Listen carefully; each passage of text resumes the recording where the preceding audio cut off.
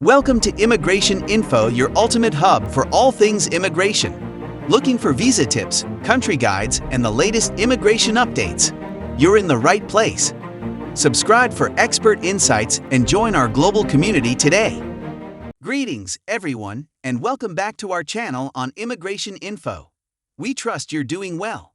In today's discussion, we'll delve into the aftermath of pursuing legal action against the government due to immigration delays.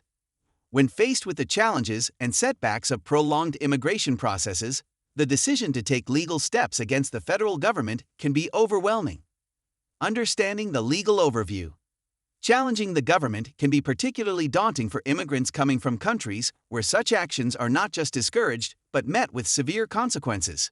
In this video, we'll explore the intricate landscape that unfolds after initiating legal proceedings against either the U.S. Citizenship and Immigration Services, USCIS, or the State Department.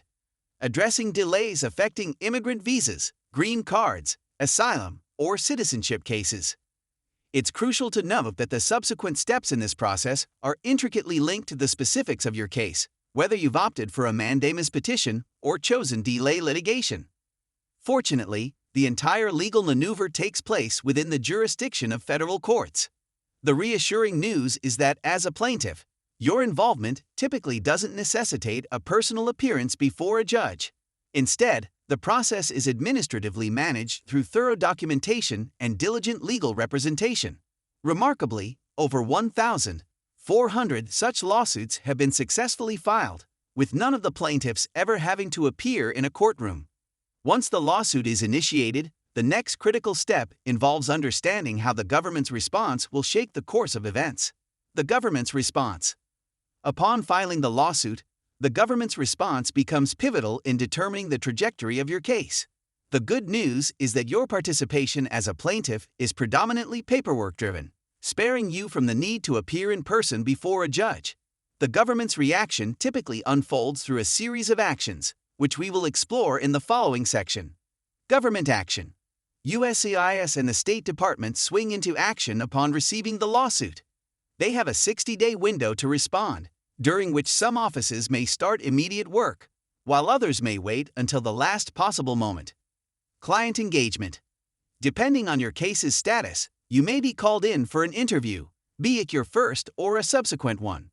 The crucial point is that this signifies progress in your immigration process. Requests for evidence. You might receive requests for additional evidence, a standard part of the process to thoroughly evaluate your case. Approval. In some instances, an outright approval may follow the lawsuit, acting as a catalyst for USCIS or the State Department to reach a final decision. Embassy visits. For cases involving embassy processing, you may be asked to visit the embassy, indicating substantial progress in your case. USCIS outreach. There might be instances where USCIS or the State Department conducts outreach, visiting your residence to verify details, not as a sign of resentment, but as an effort to expedite the process. The accelerating effect of legal action. Suing USCIS or the State Department serves as a catalyst, accelerating the decision-making process. It compels the government to check the remaining boxes, leading to an approval or denial. If, for example, there are 16 steps involved in deciding an immigration case, and the government has completed 13, the lawsuit urges them to finalize the process. Whether you are contemplating legal action or have already initiated proceedings, our team is here to assist you. Our commitment is to fight for the rights of immigrants, making legal strides to ensure the government takes decisive action on your immigration case. Embarking on a legal battle against the federal government may seem intimidating, especially for immigrants from countries where such actions are unthinkable due to severe consequences. However, when the immigration journey is marred by frustrating delays, taking legal action becomes a viable and effective option.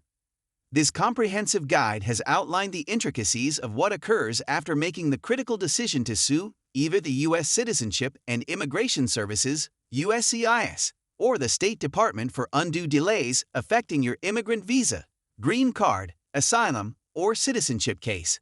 Remember, your case is a priority for us, and initiating legal proceedings is a powerful way to break free from frustrating immigration delays. That concludes our discussion for today. We'd love to hear your thoughts in the comments section below. Thanks for watching the entire video. We hope the information proves useful to you. Until the next episode, take care.